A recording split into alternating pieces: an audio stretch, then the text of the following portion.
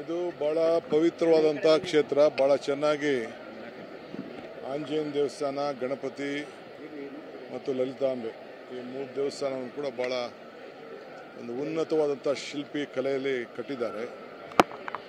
ಅದರ ಕಳಸ ಮಾಡಲಿಕ್ಕೆ ಜೀರ್ಣೋದ್ಧಾರ ಒಂದು ಹೊಸ ರೂಪ ಕೊಡಲಿಕ್ಕೆ ಇವತ್ತು ಶ್ರೀಗಳು ಕರೆದಿದ್ದರು. ನಾವೆಲ್ಲ ಬಂದು ಪಕ್ಷಾತೀತವಾಗಿ ಬಂದು ಇದನ್ನು ಪ್ರಾರಂಭ ಮಾಡಿದ್ದೇವೆ. ಇಲ್ಲ ಜನರಿಗೆ, ನಮ್ಮ ಹೆಣ್ಮಕ್ಳಿಗೆ ಭಾಳ ಧಾರ್ಮಿಕವಾಗಿ ಇವತ್ತು ತೆಗೆದುಕೊಂಡು ಹೋಗುವಂಥ ಕೆಲಸ ಕೂಡ ಮಾಡ್ತಾ ಇದ್ದಾರೆ. ಅದಕ್ಕೆ ನಾನು ಬಂದು ಭಾಗವಹಿಸಿದೆ. ಶ್ರೀಗಳು ಒಂದು ಮಾತು ಹೇಳಿದ್ರು ಸರ್, ಭಾಳ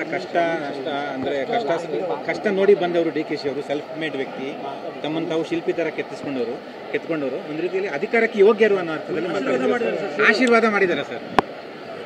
ಈಗ ನಾನು ಚರ್ಚೆ ಮಾಡಕ್ಕೆ ಹೋಗಿ ನೀವು ಆಶೀರ್ವಾದ ಮಾಡಿ ನನಗೆ. ಯಾರು ಹೇಳಿದಿರಿ? ಈಗ ನೀವು ಮಾಧ್ಯಮದವರು ನನಗೆ ಆಶೀರ್ವಾದ ಮಾಡ್ರಪ್ಪ. ಇದು ಬಹಳ ಪವಿತ್ರವಾದಂಥ ಕ್ಷೇತ್ರ. ಬಹಳ ಚೆನ್ನಾಗಿ ಆಂಜನೇಯ ದೇವಸ್ಥಾನ, ಗಣಪತಿ ಮತ್ತು ಲಲಿತಾಂಬೆ ಈ ಮೂರು ದೇವಸ್ಥಾನವನ್ನು ಕೂಡ ಬಹಳ ಒಂದು ಉನ್ನತವಾದಂಥ ಶಿಲ್ಪಿ ಕಲೆಯಲ್ಲಿ ಕಟ್ಟಿದ್ದಾರೆ. ಅದರ ಕಳಸ ಮಾಡಲಿಕ್ಕೆ ಜೀರ್ಣೋದ್ಧಾರ ಒಂದು ಹೊಸ ರೂಪ ಕೊಡಲಿಕ್ಕೆ ಇವತ್ತು ಶ್ರೀಗಳು ಕರೆದಿದ್ದರು. ನಾವೆಲ್ಲ ಬಂದು ಪಕ್ಷಾತೀತವಾಗಿ ಬಂದು ಇದನ್ನು ಪ್ರಾರಂಭ ಮಾಡಿದ್ದೇವೆ. ಇಲ್ಲ ಜನರಿಗೆ, ನಮ್ಮ ಹೆಣ್ಮಕ್ಳಿಗೆ ಭಾಳ ಧಾರ್ಮಿಕವಾಗಿ ಇವತ್ತು ತೆಗೆದುಕೊಂಡು ಹೋಗುವಂಥ ಕೆಲಸ ಕೂಡ ಮಾಡ್ತಾ ಇದ್ದಾರೆ. ಅದಕ್ಕೆ ನಾನು ಬಂದು ಭಾಗವಹಿಸಿದೆ. ಶ್ರೀಗಳು ಒಂದು ಮಾತು ಹೇಳಿದ್ರು ಸರ್, ಭಾಳ